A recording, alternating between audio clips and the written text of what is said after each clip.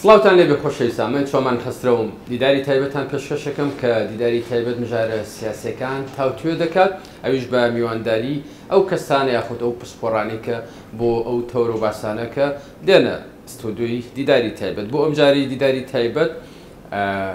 دامەزرانی پارتی دیموکراتی کوردستان کە دەکاتە ساڵی 1946 بڕیاری دروستکردنی ئەم پارتە درا، پارتێکە کە دەکاتە 77 ساڵ تەمەن. بۆ ئەم باسە لە دروستبوونی پارتی و بڕیاردان لە دروستکردنی پارتی دیموکراتی کوردستان بە تایبەتی لە باشوور لەگەڵ زۆر بەڕێز کاک سامان بابا عەلی وەکو کادری پارتی دیموکراتی کوردستان ئەم باسە دەوروژەرم. کاک سامان بەخێراتی. زۆر سپاس بۆ جەنابتان. چۆن کاک سامان من گەڕێمەوە بۆ دیوێکی ینی باگراوندێکی پێشینەی دروستکردنی پارتی دیموکراتی کوردستان لەسەر دەستی شەڕاڵ بارزانی. ئەم پارتە بە چ قووەتێکی معنەوی هاتە نێو کایەیەکی سیاسی یاخود بۆچی بەتایبەتی لە بارزان و لە تەریقەت ئەو کاتە چۆن بڕیاری دروستکردنی ئەم پارتە درا بە تایبەتی لەسەر دەستی جەنابی بارزانی و بە تایبەتی ترە و کاتی کە لە کۆمار ینی کە چوو بۆ هاوکاری بارزانەکان چوو بۆ هاوکاری قازی محەممەد. سپاس بۆم دیدارە لە دەستپێک ئەمەوێت لە میادە پڕشکۆیەدا یادی 77 ساڵی دامەزراندنی پارتیمان هاوکات یادی لەدایکبوونی سەرۆک مەسعود بارزانی گەرمترین و جوانترین پیرۆزبایی ئاراستەی سەرۆک بارزانی و سەرکردایەتی پارتیمان و خانەوادەی سەربەرزی شەهیدان و سەرجەمەندام و لایەنگرانی پارتیمان بکەین. هاوکات سڵاو و درود ئەنێرین بۆ گیانی پاکی دامەزرێنەری پارتیمان ڕابەرینەتەوەی بارزانی نەمر و کاکدریس هەمیشە لە یاد و سەرجەم شەهیدانی ڕێگای ڕزگاری کورد و کوردستان. سەبارەت بە پرسیارەکەی جەنابتان، بێگومان پارتی دیموکراتی کوردستان وەکو حیزبێکی سیاسی لە هەلومەرجێکدا وەکو زەرورێتێکی مێژووی لە ڕاستیە پارتی لەدایک بوو. هەلومەرجێک کە وادەی کۆتایی پێهاتنی جەنگی جیهانی دووەمە لە ساڵی 1945 و پێش ئەو هەلومەرجەش لە ڕاستیە ئەگەر سەیری بارودۆخی کوردستان بکەین بەگشتی ئەو کاتانە تاوان پێشتر کۆمەڵێک ڕاپەڕین و شۆڕش هەبوون. ئەگەر بە مەودایەکی کورتتر بگەڕێینەوەی هەر لە شۆڕشەکانی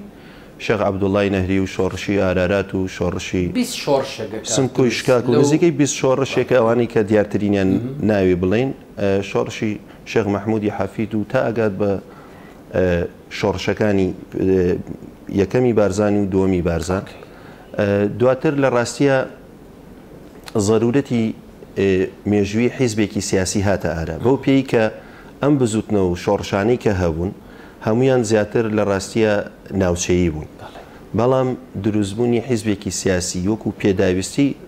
قۆناغەکە وەکو کۆکەرەوەی سەرجەم ئەو حیزب و بزوتنەوانی کە لەو قۆناغەیە هەبوون ضرورەتێکی مێژووی بوو. طبعاً ئەگەر سیر بکەین ئەگەر بگەڕێنەوە بۆ پاشخانی ئەم فکرێ وەکو مەسەلە نەتەوەیەکە بەسمە لەو باسە کاکسامان کەمێ ورتر قاڵ بێتەوە لەبەرەوەی ڕەنگە کاخودی کادری پارتی قوڵتر لەم بابەتە نەگەیشت بێت کە پارتی چۆن خاوەنی فکرەیەکی خۆمانی کوردیە بە دروستکردنی پارتی دیموکراتی کوردستان لەسەر ئەو ینی منهەجە لەسەر ئەو ڕێبازە دروست بۆ کامەیە و ڕێبازە من پرسیارەکە ئاراستی کاکسامانەکە لە ڕاستیە سەرجەم بزوتنەوە و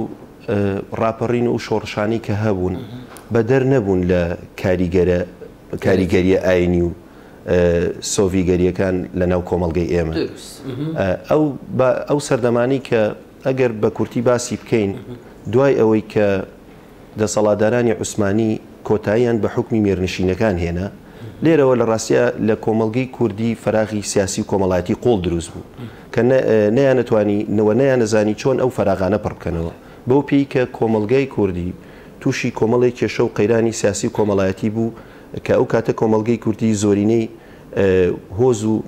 هۆزەکان ئەندامانی کۆمەڵگەیان کە کورد بڵێن دابش کراوە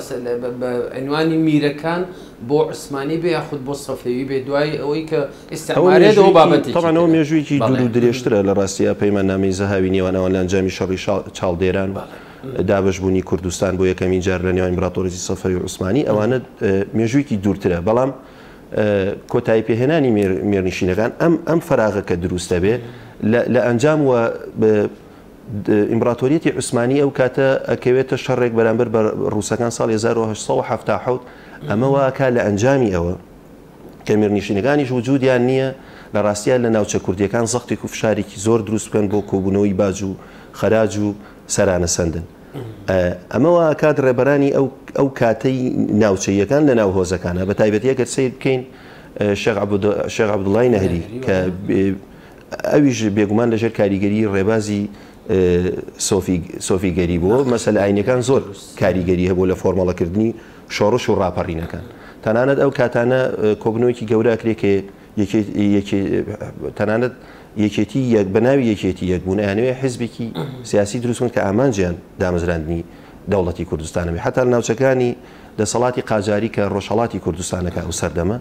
لەوێش ڕاپەڕین و تێکۆشانەکەن بەجیالەوەی لە باکووری کوردستانیش بەڵام وەکووە بینین بەداخەوە بۆی فشار بۆ هێنانی دەوڵەتی عوسمانەکان ئەمانە شکستێنێ دواتر ئەگەر سیر بکەین ئەم ڕێبازی سۆفیگەریە بەقوڵی لە ڕاستیە لە کوردستانی باشوور بە تایبەتی لە ناو خودی ماڵباتی بارزانیە ڕنگدانەوەیکی قوڵیە بێت ڕێبازی بارزانی یان عەقیدە و بیر و باوەڕی بارزانیەکان ئەگەر سیر بکەین بۆچی دەنگدانەوەی بێ لە کوردستان بۆ پێوی لە ڕاستیە ڕێبازی ئەوان ڕێبازی ژیان دۆستی مرۆڤ دۆستی عەدالەتی کۆمەڵایەتی ژینگە پارێزی مەسلەی لێکدانەوەیان بۆ مەوزوع زۆر باشە کاک سامان ئەمێ دووبارە لەم باسە ینی ورتر زیاتر قاڵ بینەوەتە لەوەی کە ئەم ڕێبازە ینی کە دوجارە بێتە حیزب چۆن ینی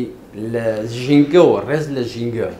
ڕێز لە حیوانات ڕێز لە ماسینە و ئاوەکان تا ئەگاتەوەی کە ئەو کاتە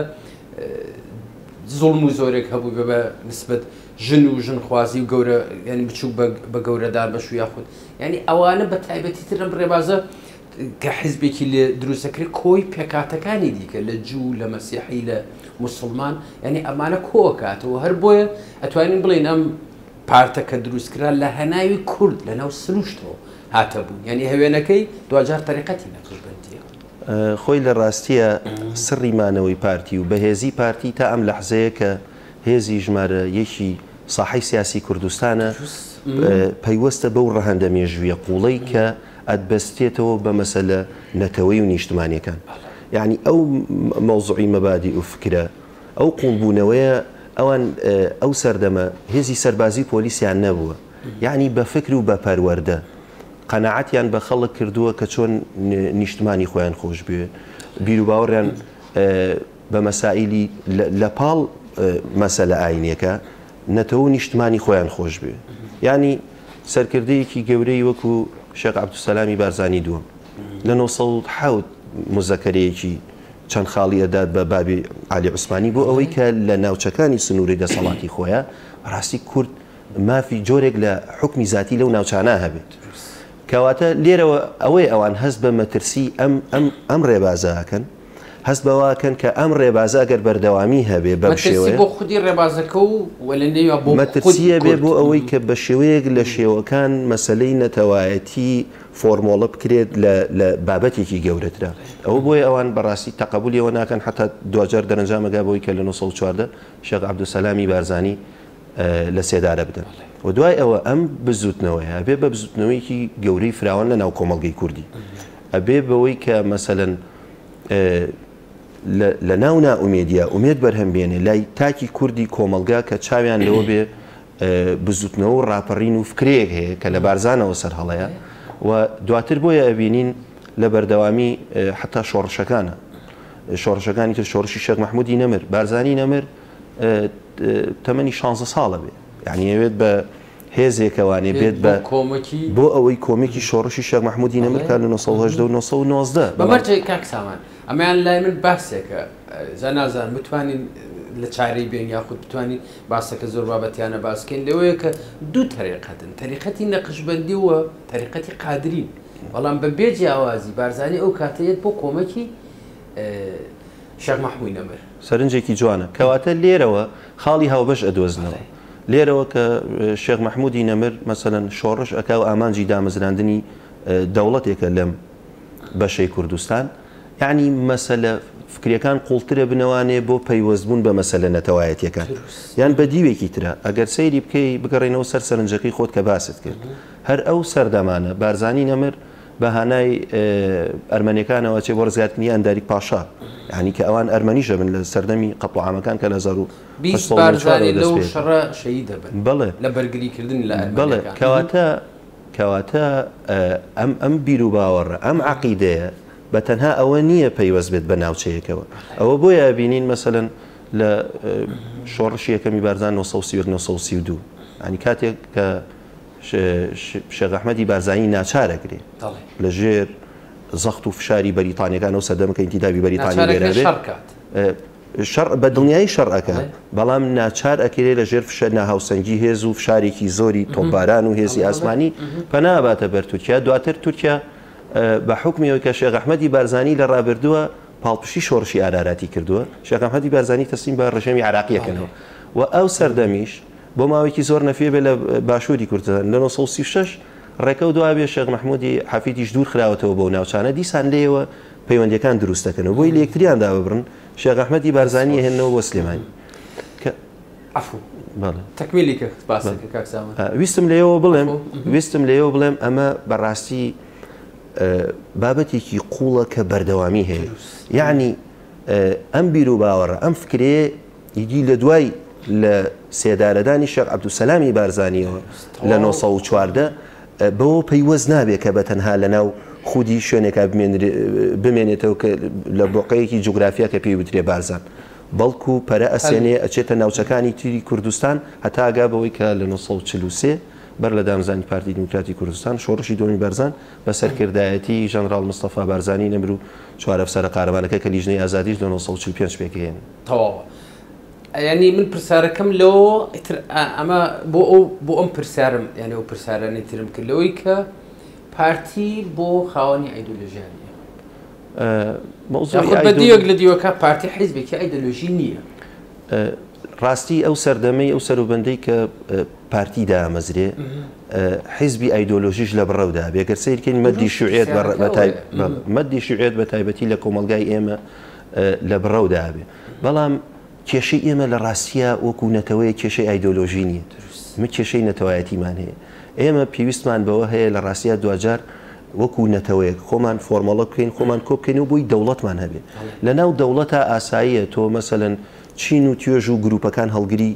هەر ئایدۆلۆژیایە بن لەبەرەوە پارتی نەهاتوە لە چوارچێوەی ئایدۆلۆژیایەکی دیاریکرا و خۆی قەتیس بکە بەڵکو وەکو هێزێکی نیشتمانی نەتەوەیی وەکو چترێکی نیشتمانی گەورە سەردەم ئایدیا و ئایدۆلۆژیەکان لە ناو پارتی دیموکراتی کوردستانە جێگەیان بۆتەوە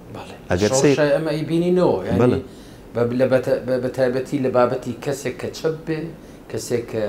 ینی غێرە مسلمان بێت لە بابەتی مەسیحی بێت لە نمونەی فەلەکە دین کاکەی لە نمونەی فەڕەنس و حەریری زۆرمان هەن لەو بابەتە ئەگەر پارتی حیزبێکی ئایدۆلۆژی بێ لە ناوچەکانی باشوورەوە بەڕاستی عەرەبێک نایە لە ناو پارتیە خەبات بکە و پێشمەرگایەتی بکە لەژێر لە شۆڕشی ئەیلول و جانی خۆی ببەخشێ بەدایان شەیدمان هەیە کە لە ڕاستیە ئەو سەردەمانە باوەڕیان بە مەسایلی ڕزگاری نەتەوەیی هەبوو لە ئاستە مرۆڤایەتەکەیە بیریان کردوتەوە لە ناو شۆڕشە شەهید بوون گیانیان بەخت کردووە لە عەرەب لە ئاشووری لە کردان لە تورکمان لە هەموو نەتەوە و ئایدیا و ئایدۆلۆژیەکانی بگەڕێمەوە لە نێو قسەکان تا بگەڕێمەوە بۆ خودی بارزانی و پارتی بەرگریکاری ئەوان بوو ینی ئەمە کە گوندی بارزان سەیرەکەی ینی کلەسایەکی مەسیحەکانە لەولای ئەزیدەکانە خودی ڕێبازی بارزانی و پارتەکەی بەرگریکاری ئەوان بوو وەکو بۆعدە مێژوویەکە بە دڵنیایی لەو ڕۆژەوە بێگومان هەموو کاتێک وەکو فەرهەنگێک یعنی وەکو بیرکردنەوە و ئاستی تاک بەڕاستی مەسەلەی پێکەوە ژیان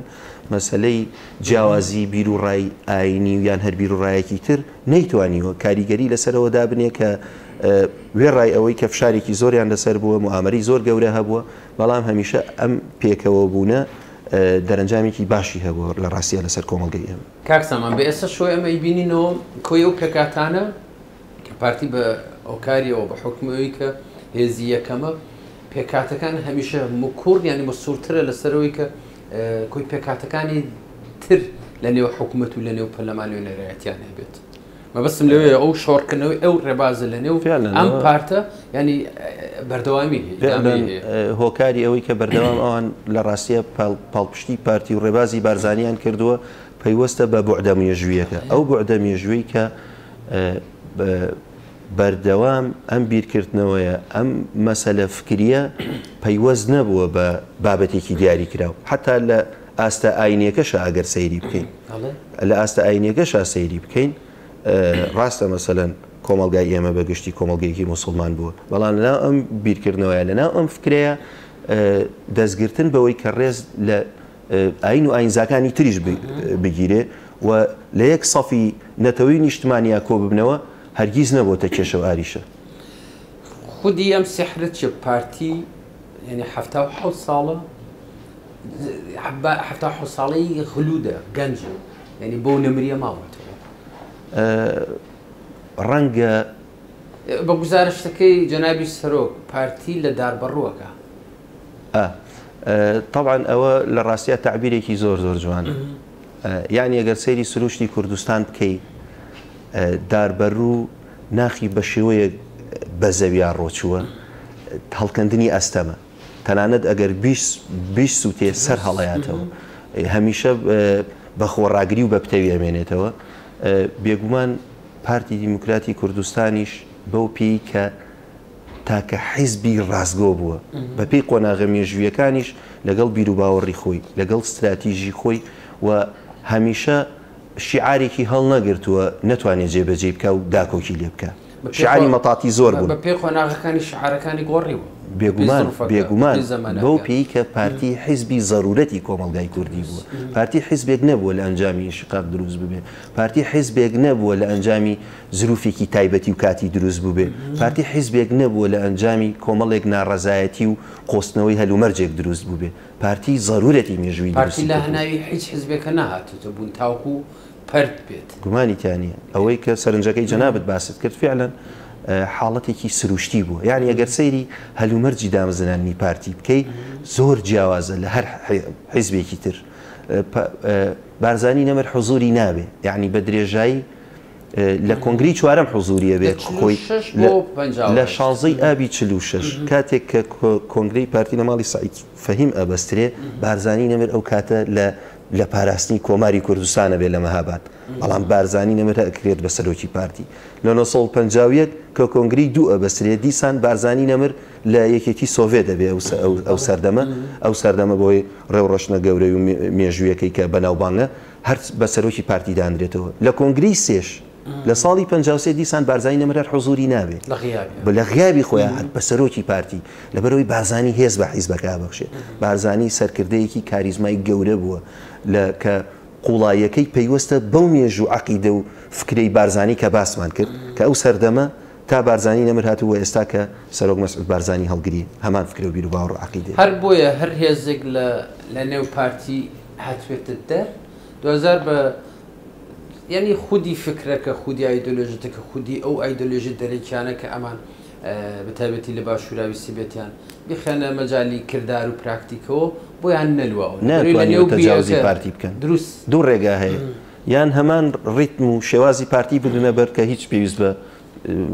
جیابوونەوە و لێکترازانێک ناکە یان ئەگەر جیاواز بن ئەوەیە کە ئێستای بینین لە ڕاستیە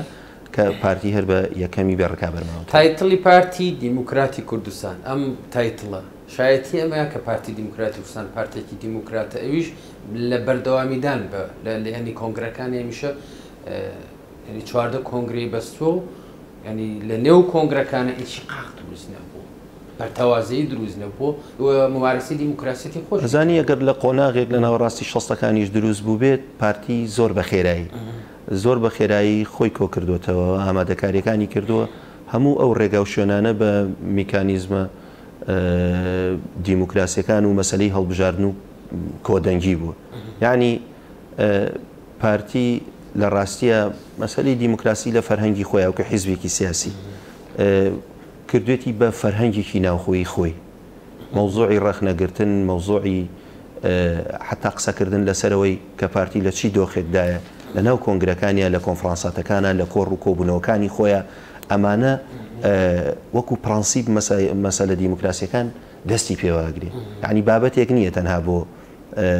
بابەتێکی ڕواڵەتی بێ بەڵکو بابەتێکی جەوهەریە زۆر ئاساییە لە ناو پارتیە تۆ ڕەخنە لە خودی سەرۆک بارزانانی بگری زۆر حاڵەتێکی تەبیعیە تا لەو کاتانەی کە کادر یا خولایەنەکانی دیکە لەگەڵ جەنابی سەرۆکە داینیشن لەو کاتە ڕەخنەکان زەخترە بنەوە زۆر شەفافانەتر ڕاستە بەڵام پارتی حیزبێکە مەسەلەن پابندبوونی هەیە پارتی تاکە حیزبی سیاسی کوردستانەکە موەسەفاتی حیزبی هەبێ لە ڕاستیە لەبەرەوەی یەک سەرۆک و یەک سەرکردایەتی و یەک قاعیدەی جەماوەری هەیە مەوزوعی یعنی حیزبێک نییە مەسەلەن هەتتا لە ناو خودی خۆیان جیاوازی